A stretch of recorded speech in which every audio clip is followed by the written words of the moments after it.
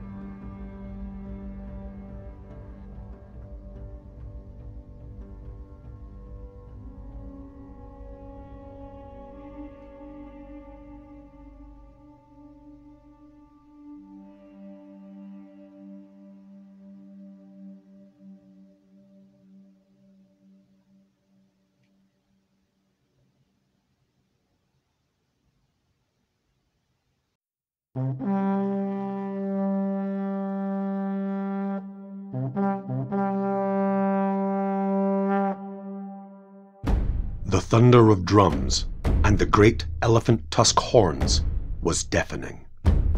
But in Livia's ears, the clamour seemed but a confusing muttering, dull and far away.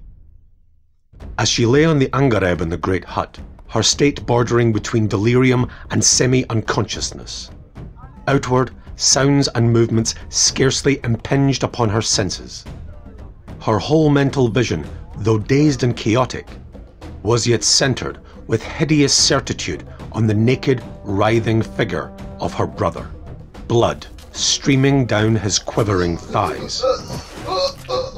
Against a dim, nightmare background of dusky, interweaving shapes and shadows, that white form was limned in merciless and awful clarity. The air seemed still to pulsate with an agonized screaming, mingled and interwoven obscenely with a rustle of fiendish laughter.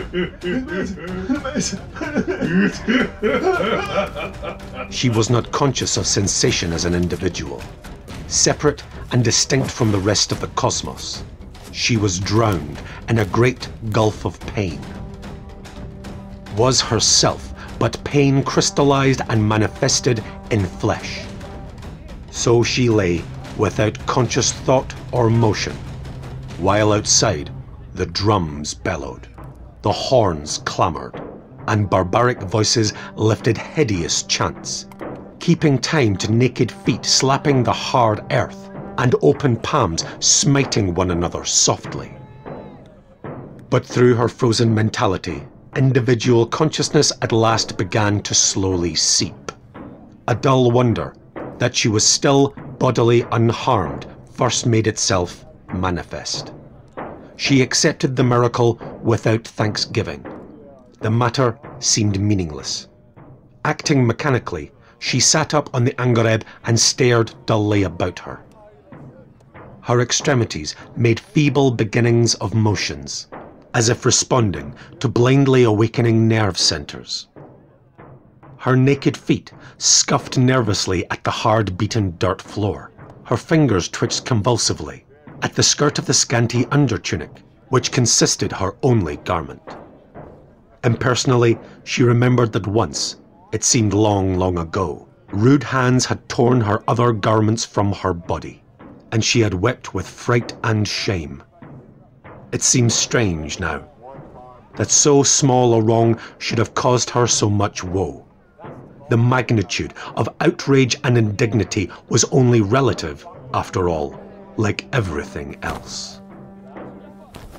The hut door opened, and a black woman entered, a lithe, pantherish creature whose supple body gleamed like polished ebony, adorned by only a wisp of silk twisted about her strutting loins.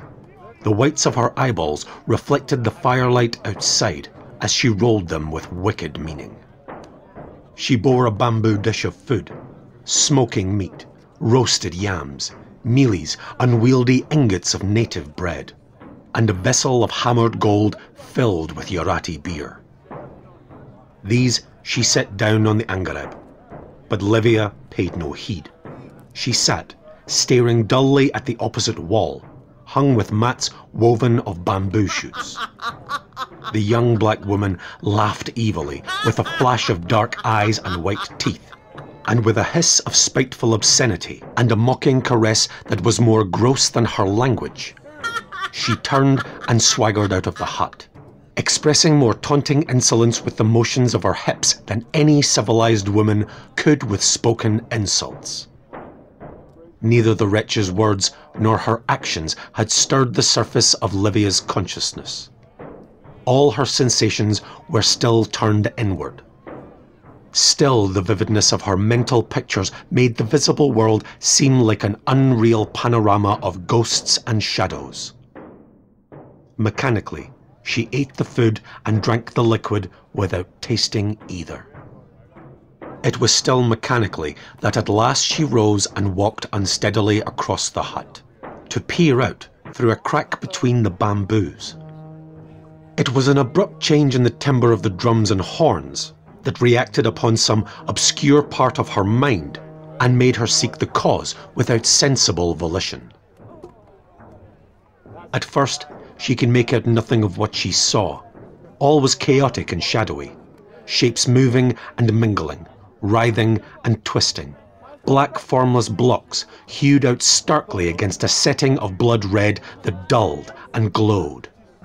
Then actions and objects assumed their proper proportions, and she made out men and women moving about the fires.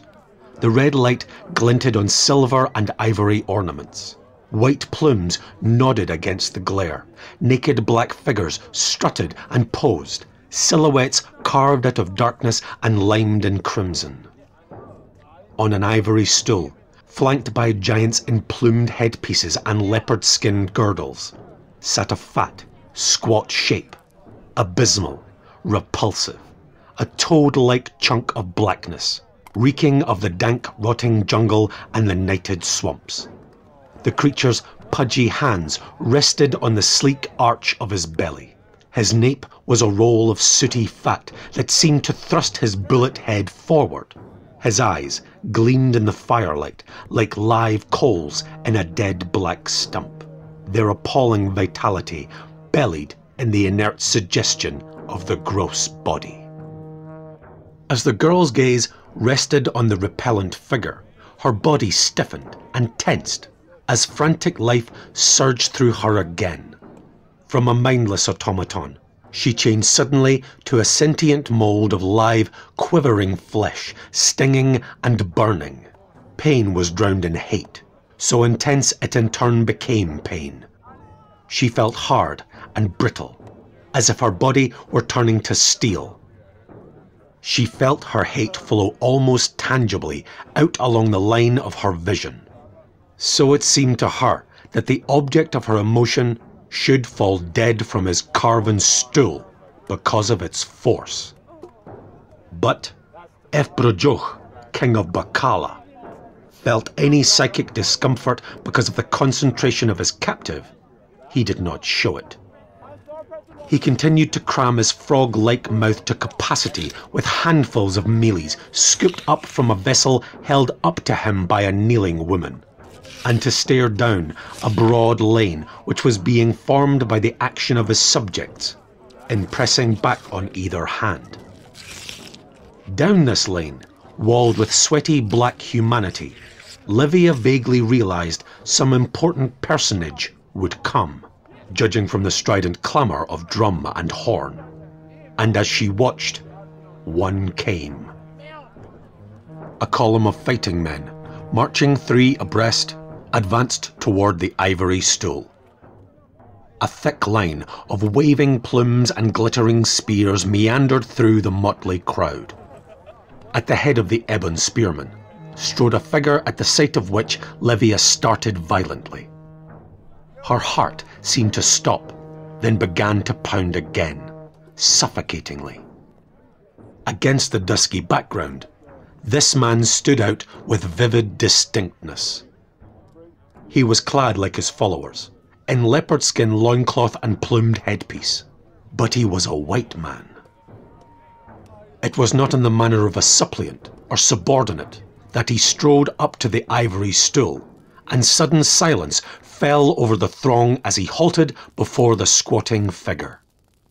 Livia felt the tenseness, though she only dimly knew what it portended. For a moment, Bajuch sat, craning his short neck upward, like a great frog. Then, as if pulled against his will by the other's steady glare, he shambled up off his stool and stood grotesquely, bobbing his shaven head. Instantly the tension was broken. A tremendous shout went up from the massed villagers, and at a gesture from the stranger, his warriors lifted their spears and boomed a salute royale for King Bajuch. Whoever he was, Livia knew the man must indeed be powerful in the wildland, if Bajuch of Bacala rose to greet him.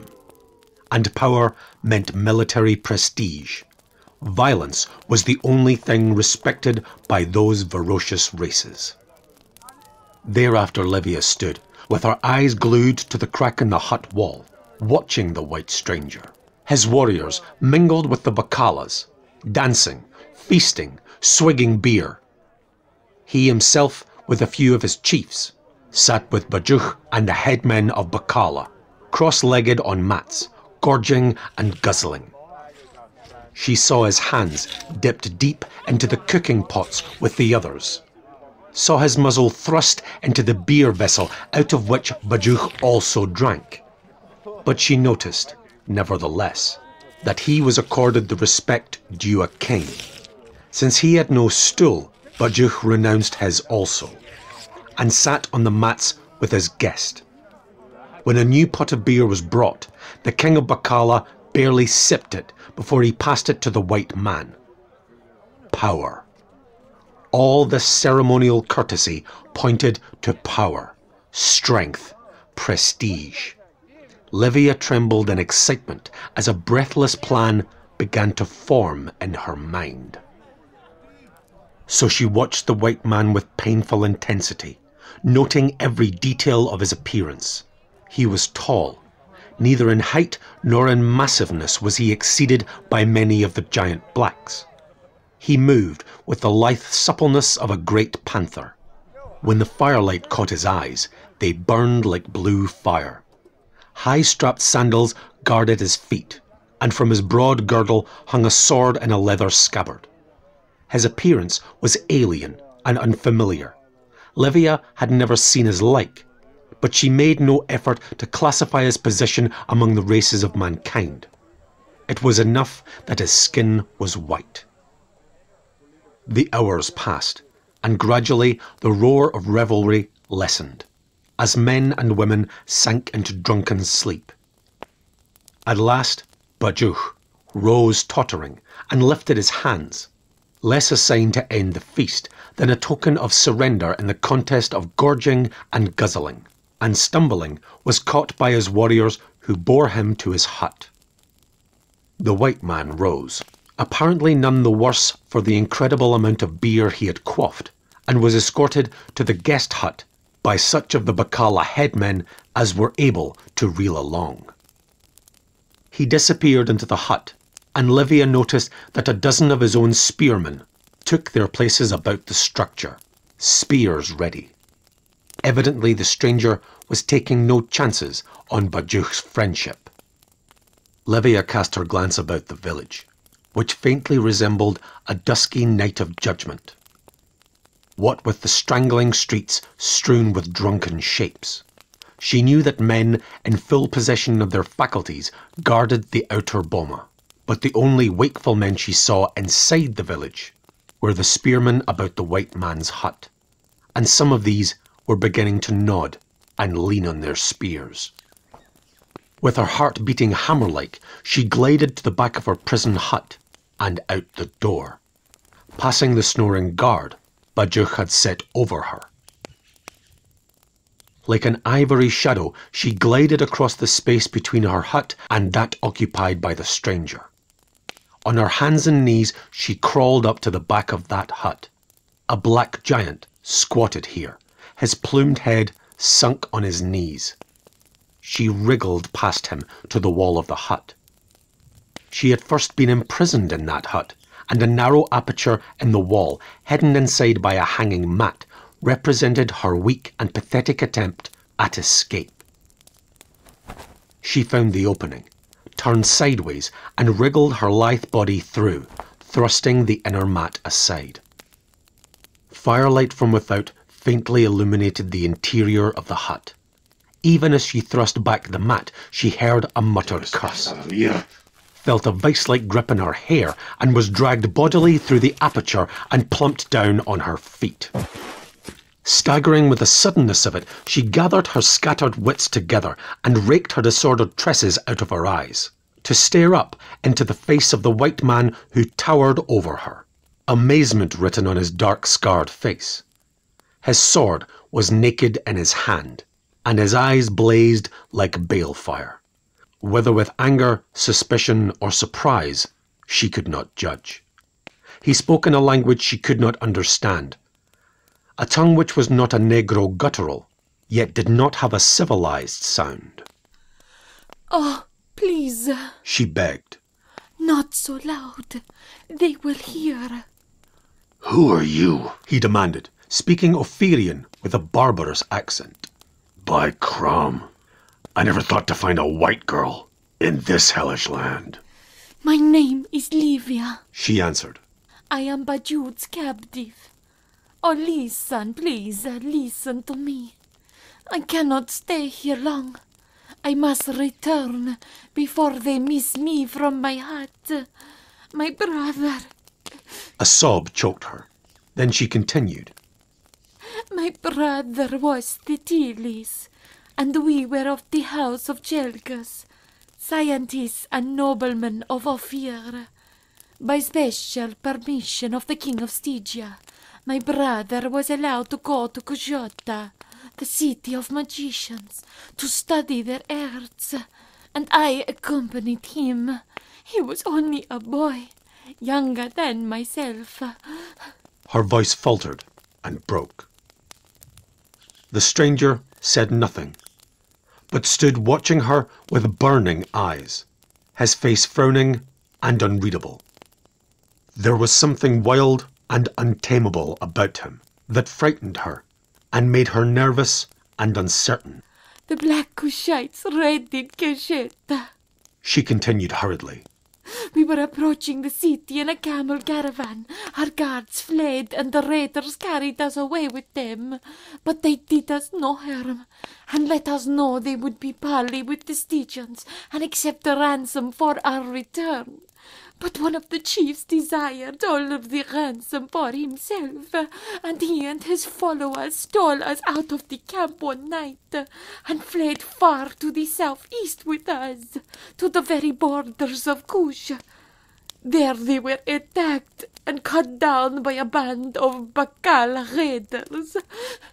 The Tilis and I were dragged into this den of beasts." She sobbed convulsively. "This morning, my brother, he was mutilated and butchered before me." She gagged and went momentarily blind at the memory. "They fed his body to the shackles. How long I lay in a faint, I do not know." Words failing her, she lifted her eyes to the scowling face of the stranger. A mad fury swept over her. She lifted her fists and beat futilely on his mighty breast. but she heeded no more than the buzzing of a fly. How can you stand there like a dumb brute? She screamed in a ghastly whisper. Are you but a beast like these others, Amitra? Once I thought there was honor in men. Now I know each has his price. You, what do you know of honor? Or of mercy or decency? You are a barbarian like the others. Only your skin is white. Your soul is black as theirs. You care not that a man of your own color has been foully done to death by these black dogs. That a white woman is their slave. Very well. She fell back from him, panting, transfigured by her passion. I will give you a price. She raved, tearing away her tunic from her ivory breasts. Am I not fair? Am I not more desirable than these soot-colored wenches? Am I not a worthy reward for bloodletting? Is not the fair-skinned virgin a prize for slaying for? Kill that black dog, Bajut. Let me see his cursed head roll in the bloody dust. Kill him! Kill him! She beat her clenched fists together in the agony of her intensity. Then take me and do as you wish with me. I will be your slave. He did not speak for an instant, but stood like a giant brooding figure of slaughter and destruction, fingering his hilt.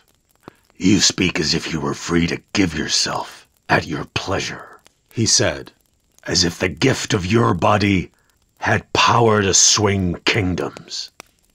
Why should I kill Bajuch to obtain you?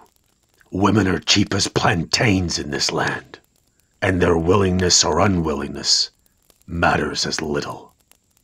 You value yourself too highly. If I wanted you, I wouldn't have to fight Bajuch to take you. He would rather give you to me than to fight me. Livia gasped. All the fire went out of her. The hut reeled dizzily before her eyes. She staggered and sank in a crumpled heap on the angareb. Dazed bitterness crushed her soul as the realization of her utter helplessness was thrust brutally upon her. The human mind clings unconsciously to familiar values and ideas. Even among the surroundings and conditions alien and unrelated to those environs to which such values and ideas are adapted. In spite of all Livia had experienced, she had still instinctively supposed a woman's consent the pivot point of such a game as she proposed to play. She was stunned by the realization that nothing hinged upon her at all. She could not move men as pawns in a game. She herself was the helpless pawn. I see the absurdity of supposing that any man in this corner of the world would act according to rules and customs existent in another corner of the planet. She murmured weakly, scarcely conscious of what she was saying, which was indeed only the vocal framing of the thought which overcame her. Stunned by the newest twist of fate, she lay motionless, until the white barbarian's iron fingers closed on her shoulder and lifted her again to her feet. You said I was a barbarian, he said, harshly. And that is true. Crom be thanked. If you had had men of the Outlands guarding you, instead of soft-gutted, civilized weaklings, you would not be the slave of a black pig this night. I am Conan, a Cimmerian, and I live by the sword's edge. But I am not such a dog as to leave a white woman in the clutches of a black man. And though your kind call me a robber, I never forced a woman against her consent. Customs differ in various countries, but if a man is strong enough, he can enforce a few of his native customs anywhere. And no man ever called me a weakling. If you were old and ugly as the devil's pet vulture, I'd take you away from Bajuch, simply because of the color of your hide. But you are young and beautiful, and I have looked at black sluts until I am sick at the guts. I'll play this game your way, simply because some of your instincts correspond with some of mine. Get back to your hut. Bajuk's too drunk to come to you tonight. And I'll see that he's occupied tomorrow. And tomorrow night, it will be Conan's bed you'll warm, not Bajuk's. How will it be accomplished? She was trembling with mingled emotions. Are these all your warriors? They're enough, he grunted. Bamulas, every one of them, and suckled at the teats of war. I came here at Bajuk's request. He wants me to join him in an attack on Jahiji. Tonight we feasted. Tomorrow we hold council. When I get through with him, he'll be holding council in hell. You will break the truce. Truces in this land are made to be broken, he answered grimly. He would break his truce with Jahiji. And after we looted the town together, he'd wipe me out the first time he caught me off guard. What would be blackest treachery in another land is wisdom here. I have not fought my way alone to the position of war chief of the Bamulas without learning all the lessons the Black Country teaches. Now go back to your hut and sleep, knowing that it is not for Bajuk, but for Conan, that you preserve your beauty.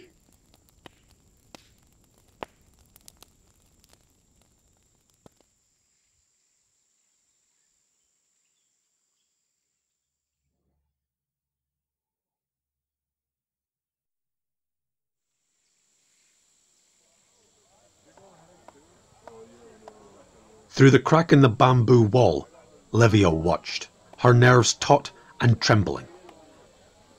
All day, since their late waking, bleary and sodden from the debauch of the night before, the black people had prepared the feast for the coming night.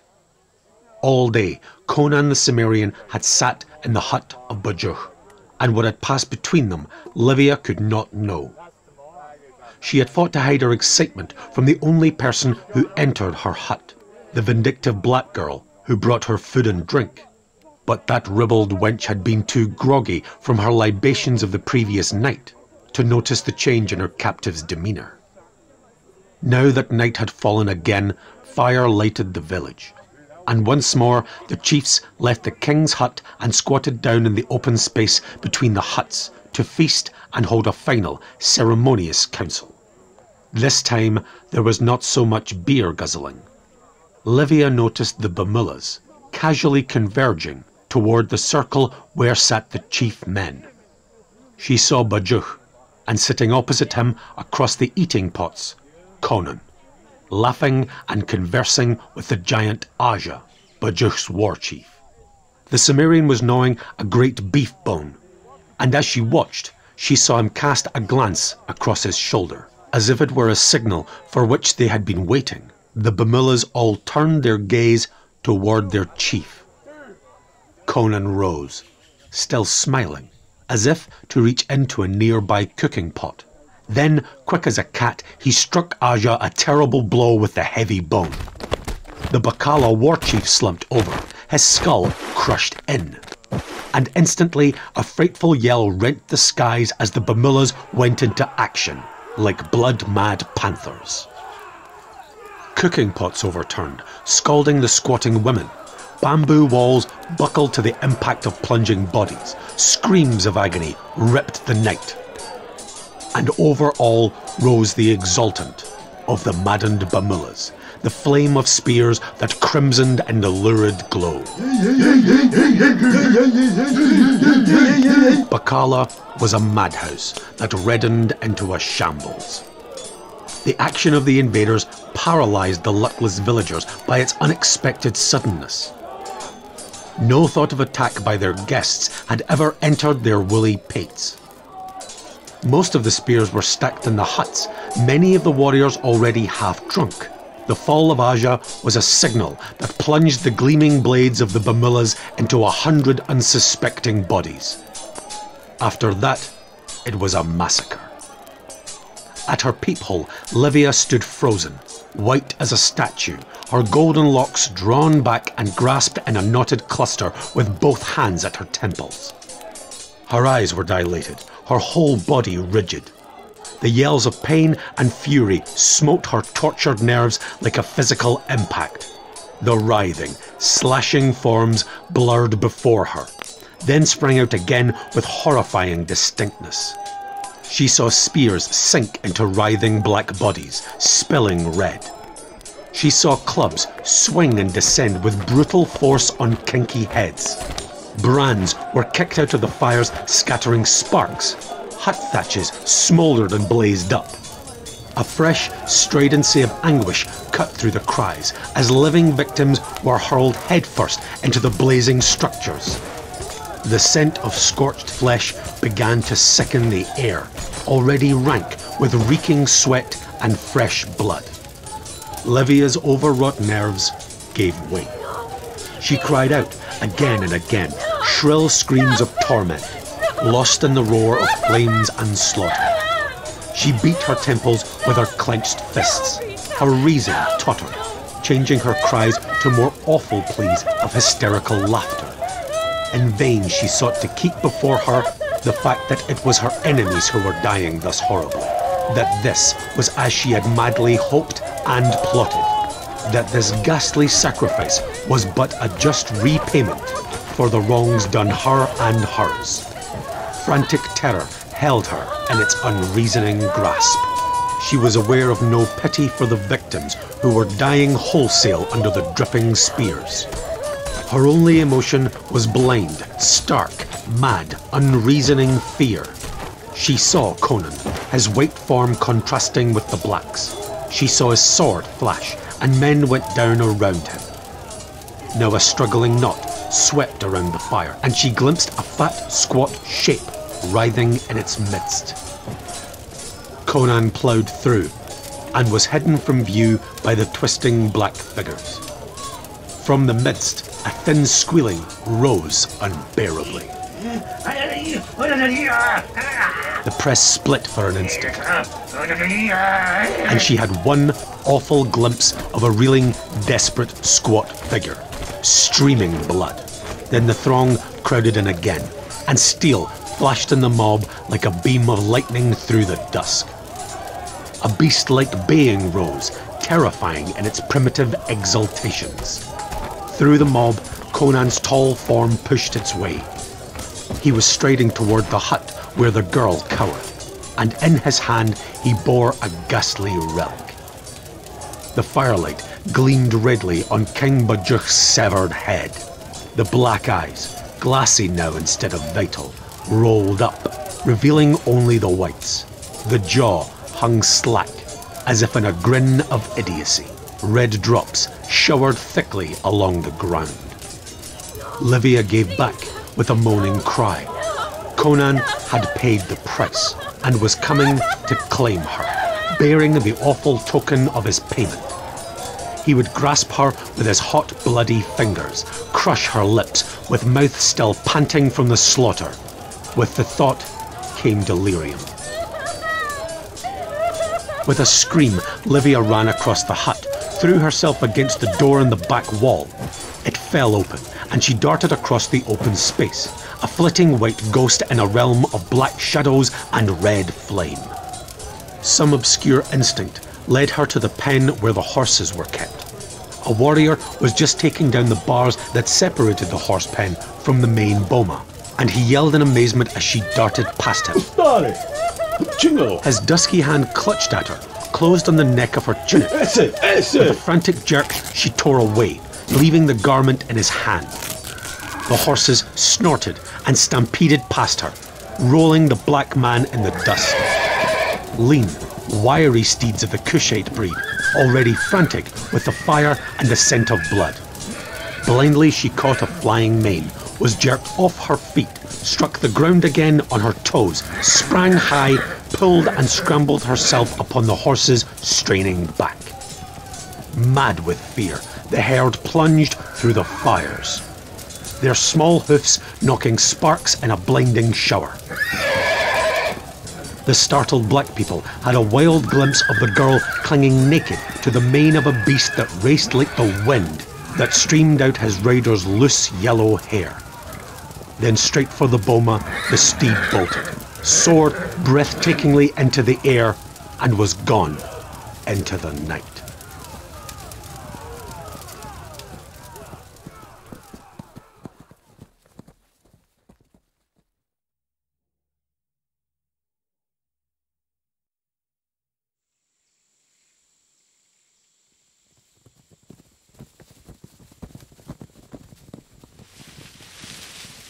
Livia could make no attempt to guide her steed, nor did she feel any need of so doing. The yells and glow of the fires were fading out behind her. The wind tossed her hair and caressed her naked limbs.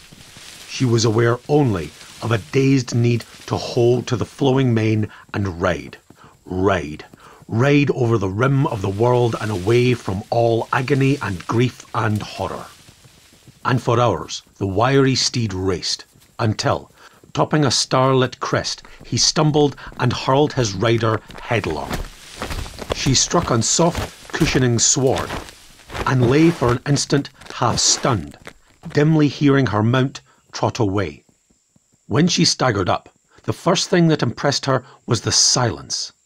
It was an almost tangible thing, soft, darkly velvet, after the incessant blare of barbaric horns and drums which had maddened her for days. She stared up at the great white stars, clustered thickly in the dark blue sky. There was no moon, yet the starlight illuminated the land, though elusively, with unexpected clusterings of shadows. She stood on a swarded eminence from which the gently moulded slopes ran away, soft as velvet under the starlight. Far away in one direction, she discerned a dense, dark line of trees which marked the distant forest. Here there was only night, and trance-like stillness, and a faint breeze blowing through the stars. The land seemed vast and slumbering. The warm caress of the breeze made her aware of her nakedness, and she wriggled uneasily, spreading her hands over her body.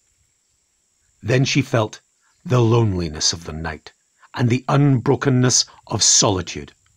She was alone. She stood naked on the summit of the land, and there was none to see. Nothing but night and the whispering wind. She was suddenly glad of the night and the loneliness. There was none to threaten her, or to seize her with rude, violent hands. She looked before her, and saw the slope falling away into a broad valley. There fronds waved thickly, and the starlight reflected whitely on many small objects scattered through the vale. She thought they were great white blossoms, and the thought gave rise to vague memory. She thought of a valley of which blacks had spoken with fear, a valley to which had fled the young women of a strange brown-skinned race which had inhabited the land before the coming of the ancestors of the Bakalas. There, men said, they had turned into white flowers, had been transformed by the old gods to escape their ravishers. There no black man dared go. But into that valley Livia dared go. She would go down those grassy slopes which were like velvet under her tender feet. She would dwell there among the nodding white blossoms, and no man would ever come to lay hot, rude hands on her. Conan had said that pacts were made to be broken. She would break her pact with him. She would go into the vale of lost women. She would lose herself in solitude and stillness. Even as these dreamy and disjointed thoughts floated through her consciousness, she was descending the gentle slopes, and the tiers of the valley walls were rising higher on each hand. But so gentle were their slopes that when she stood on the valley floor, she did not have the feeling of being imprisoned by rugged walls. All about her floated seas of shadow, and great white blossoms nodded and whispered to her. She wandered at random, parting the fronds before her with her small hands, listening to the whisper of the wind through the leaves, finding a childish pleasure in the gurgling of an unseen stream. She moved as in a dream, in the grasp of a strange unreality. One thought reiterated itself continually. There she was safe from the brutality of men. She wept, but the tears were of joy. She lay full length upon the sward and clutched the soft grass as if she would crush her new-found refuge to her breast and hold it there forever. She plucked the petals of the great white blossoms and fashioned them into a chaplet for her golden hair. The perfume was in keeping with all other things in the valley, dreamy, subtle, enchanting. So she came at last to a glade in the midst of the valley, and saw there a great stone, hewn as if by human hands, and adorned with ferns and blossoms and chains of flowers. She stood staring at it, and then there was a movement and life about her.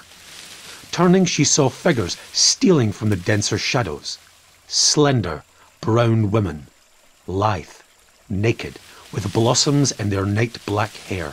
Like creatures of a dream they came about her, and they did not speak. But suddenly, terror seized her as she looked into their eyes. Those eyes were luminous, radiant in the starshine, but they were not human eyes. The forms were human, but in the souls a strange change had been wrought, a change reflected in their glowing eyes. Fear descended on Livia in a wave. The serpent reared its grisly head in her new-found paradise. But she could not flee. The lithe brown women were all about her. One, lovelier than the rest, came silently up to the trembling girl and enfolded her with supple brown arms. Her breath was scented with the same perfume that stole from the great white blossoms that waved in the starshine. Her lips pressed Livia's in a long, terrible kiss. The Ophirian felt coldness running through her veins. Her limbs turned brittle. Like a white statue of marble, she lay in the arms of her captress, incapable of speech or movement. Quick, soft hands lifted her and laid her on the altar stone amidst a bed of flowers. The brown woman joined hands in a ring and moved supplely about the altar, dancing a strange, dark measure. Never the sun or the moon looked on such a dance, and the great white stars grew whiter and glowed with more luminous light as if its dark witchery struck response in things cosmic and elemental, and a low chant arose that was less human than the gurgling of the distant stream, a rustle of voices, like the whispering of the great white blossoms that waved beneath the stars. Livia lay, conscious but without power of movement. It did not occur to her to doubt her sanity. She sought not to reason or analyze. She was, and these strange beings dancing about her were, a dumb realization of existence and recognition of the actuality of nightmare possessed her as she lay helplessly, gazing up at the star-clustered sky, whence she somehow knew with more than mortal knowledge, some thing would come to her, as it had come long ago, to make these naked brown women the soulless beings they now were. First, high above her, she saw a black dot among the stars, which grew and expanded. It neared her, it swelled to a bat, and still it grew, though its shape did not alter further to any great extent. It hovered over her in the stars, dropping plummet-like earthward, its great wings spread over her. She lay in its tenebrous shadow, and all about her the chant rose higher, to a soft paean of soulless joy. a welcome to the god which came to claim a fresh sacrifice, fresh and rose-pink as a flower in the dew of dawn. Now it hung directly over her, and her soul shriveled and grew chill and small at the sight. Its wings were bat-like, but its body and the dim face that gazed down upon her were nothing of sea or earth or air. She knew she looked upon ultimate horror, upon black cosmic foulness, born in the night-black gulfs beyond the reach of a madman's wildest dreams. Breaking the unseen bonds that held her dumb, she screamed awfully. Her cry was answered by a deep, menacing shout. She heard the pounding of rushing feet. All about her there was a swirl as of swift waters. The white blossoms tossed wildly, and the brown women were gone. Over her hovered the great black shadow, and she saw a tall, white figure, with plumes nodding in the stars, rushing toward her. Conan! The cry broke involuntarily from her lips. With a fierce, inarticulate yell, the barbarian sprang into the air, lashing upward with his sword that flamed in the starlight. The great black wings rose and fell. Livia, dumb with horror, saw the Cimmerian enveloped in the black shadow that hung over him. The man's breath came pantingly. His feet stamped the beaten earth, crushed the white blossoms into the dirt. The rending impact of his blows echoed through the night. He was hurled back and forth like a rat in the grip of a hound. Blood splashed thickly on the sward, mingling with the white petals that lay strewn like a carpet. And then the girl, watching that devilish battle as in a nightmare, saw the black-winged thing waver and stagger in midair. There was a threshing beat of crippled wings, and the monster had torn clear, and was soaring upward to mingle and vanish among the stars. Its conqueror staggered dizzily, sword poised, legs wide-braced, staring upward stupidly, amazed at victory, but ready to take up again the ghastly battle. An instant later, Conan approached the altar, panting, dripping blood at every step. His massive chest heaved, glistening with perspiration. Blood ran down his arms in streams from his neck and shoulders.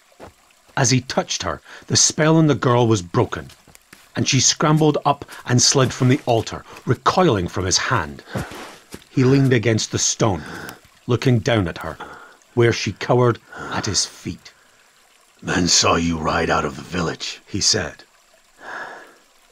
I followed as soon as I could, and picked up your track, though it was no easy task, following it by torchlight.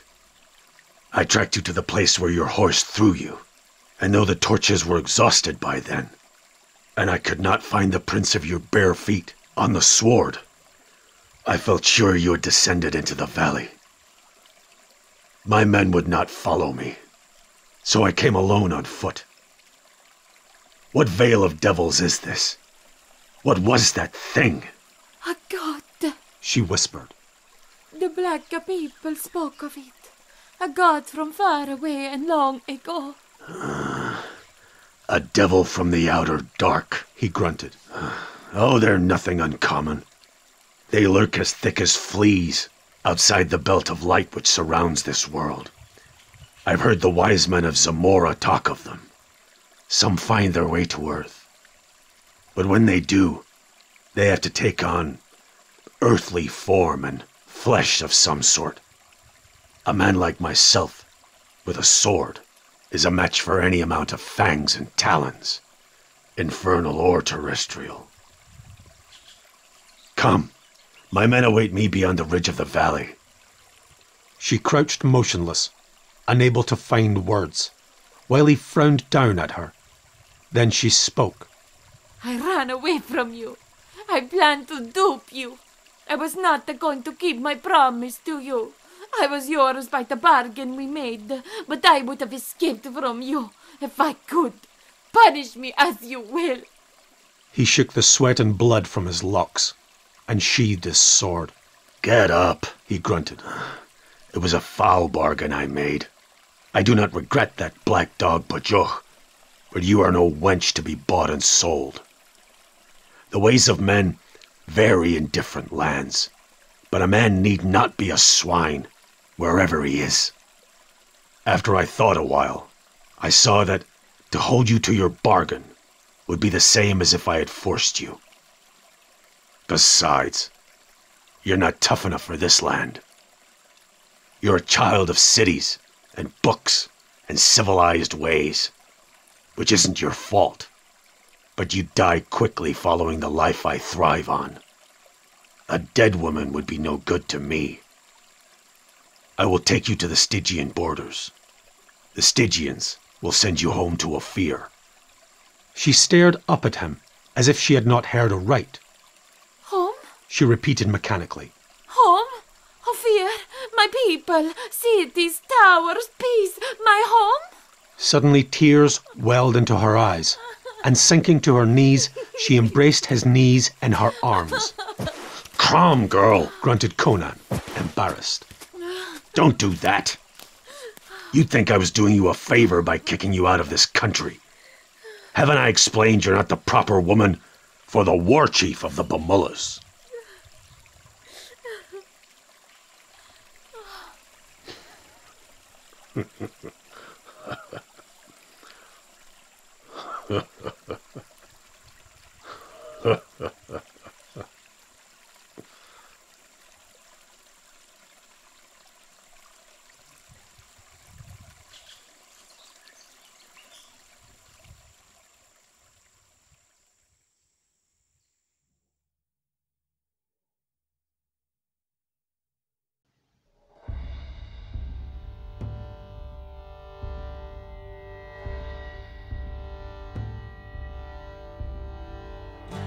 Thank you for listening. This has been a Cybrarian production of Robert E. Howard's The Vale of Lost Women. For updates, follow Vane Studios on Facebook, Twitter, and Instagram. Images courtesy of Unsplash.com. Audio samples courtesy of YouTube Audio Library. Additional voices by Shazria.